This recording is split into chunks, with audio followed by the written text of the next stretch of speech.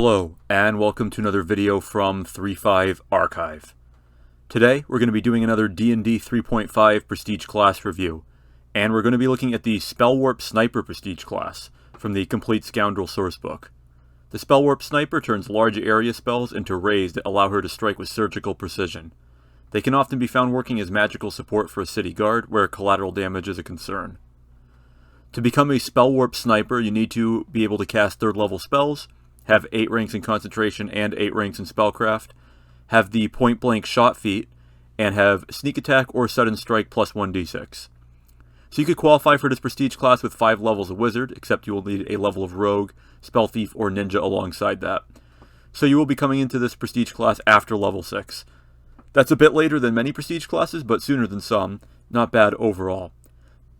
There's an option there for Spell Thief, being able to steal a spell by hitting the target with a different spell, which is amusing and fairly strong of an option as well, even if it's just a 1st level spell. While the Spell Thief gets slightly fewer skill points, you're not going to be your party's skill monkey anyway, more than likely, so it's okay to forego that. Overall, the Spellwarp Sniper is moderately restrictive. Rogue Wizard or Rogue Sorcerer multiclassing isn't that popular or particularly strong, so it's a bit out of your way to take a level in Rogue or Spell Thief, and you do have to take a feat that Wizards don't normally take. Still, it's not that hard to get into, and as we'll see, it gives you some pretty decent options to make up for it. And if you were a level 5 Wizard and suddenly decided you wanted this Prestige class, it'd be as simple as taking a level Spell Thief and using your level 6 feat for point blank shot. War Mage is also something to consider here, and the War Mage's Edge that gives you a little bit of extra damage, while not a fantastically powerful option, is good if you do want to go for evocation, so it's not a bad thing to think about as well. So what do you get from being a Spellwarp Sniper? Well, you get a d6 hit die, 3/4 base attack bonus, and a good will save.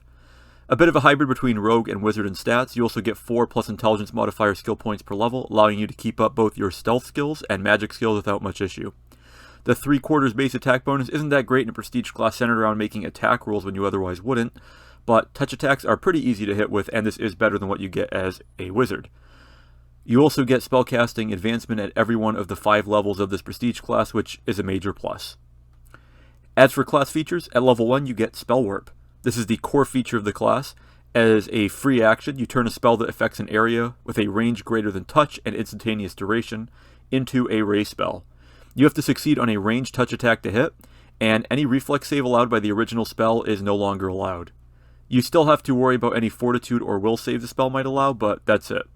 You can initially only use this feature on 1st level spells, but at least at each new level of this prestige class, you can use it on a new level spells up to a maximum of level 5. This feature is hard to judge. Surely in a city campaign, it can be nice to turn a fireball into a single range attack. It can also let you add your sneak attack damage onto the damage dice, but this isn't a great formula for dealing damage at first glance, as many of these spells deal 1d6 damage per level, and a rogue sneak attack, should you invest more levels into the class, only gives you 1d6 damage every other level. And a lot of spells that affect an area are balanced around affecting an area. For example, Scorching Ray at level 7 gives you a 2nd ray for a potential of 8d6 total fire damage. Fireball is only at 7d6 at that point. It admittedly has a far longer range, but still. It is usually easy enough to position your AoE spells to hit even a single monster with several allies around it by overshooting your target by a bit so that just the edge of the area clips it while missing your allies. We also have to take into account saving throws versus touch AC.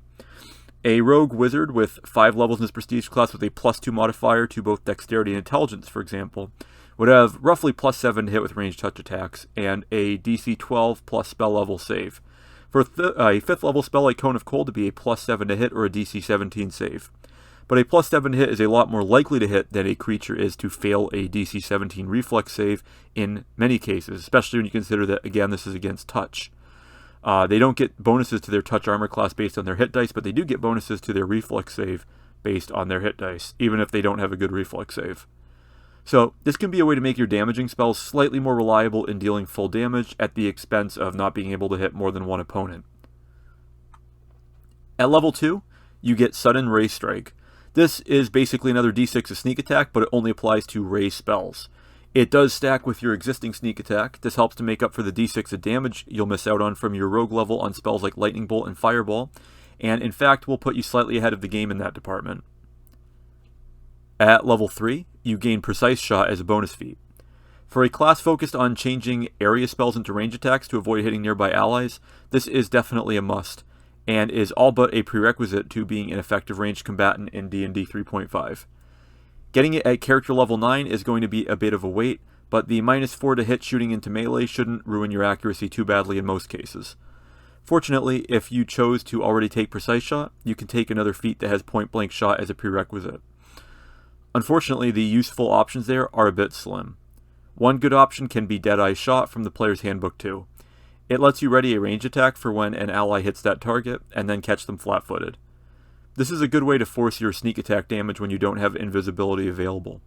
Since you can't get flanking with range attacks, getting sneak attack in after the first round can be hard, so Deadeye Shot can be a good way of making up for that. At level 4, you get another d6 of sneak attack for your sudden ray strike.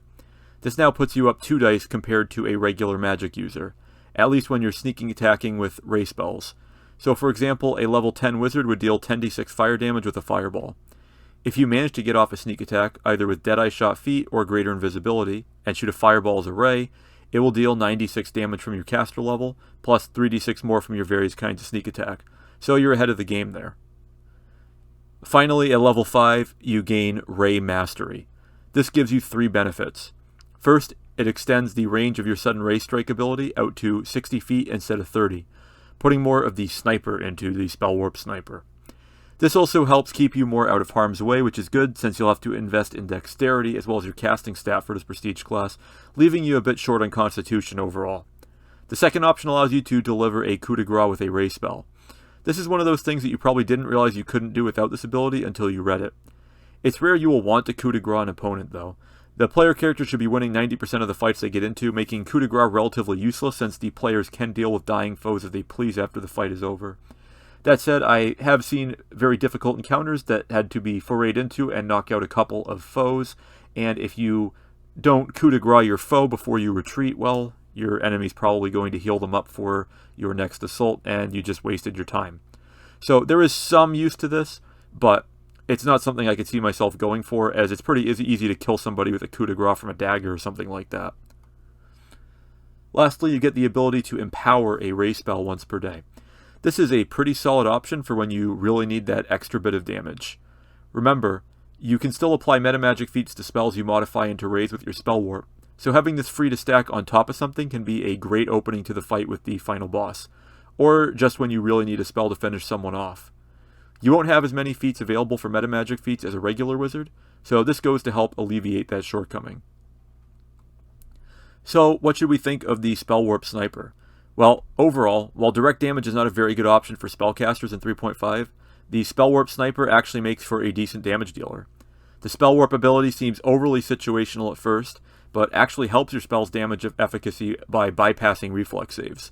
This prestige class definitely could have used something to help your spells get past spell resistance, especially when it expects you to take some range attack feats and use up valuable feat slots needed for spell penetration and greater spell penetration, which you usually want for when you're doing targeted spells.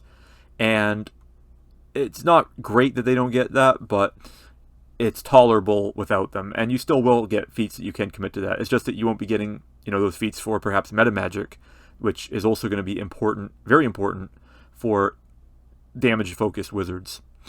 Overall, though, this is a great prestige class for a blaster character, at least insofar as you could consider a character focused on damage with evocation spells to be a blaster by itself. There's a lot of quibbling over the definition of that phrase, but if you're focused on direct damage, this can boost your damage a bit overall. You'll need to rely on greater invisibility or similar spells to keep your sneak attack hitting as often as possible. So this prestige class could be looked at as a gestalt of the rogue and wizard in many ways, albeit a bit too slow to get by merely on that progression. The Spellwarp Sniper overall gets 4 stars for concept and 3 stars for execution. It doesn't provide quite enough payoff for the setup required to make its extra damage work, something again like a bonus to beat spell resistance when casting on a flat-footed target, or a bonus on spell resistance checks with ray spells could play into the class's identity. Overall though, with a bit of effort, you can make this prestige class work well for a specific kind of evoker, and be a bit better off for it overall. So that'll be about it for this D&D 3.5 prestige class review. Please like, share, comment, subscribe, and so on. Thanks for watching, and I will see you next time here on 3.5 Archive.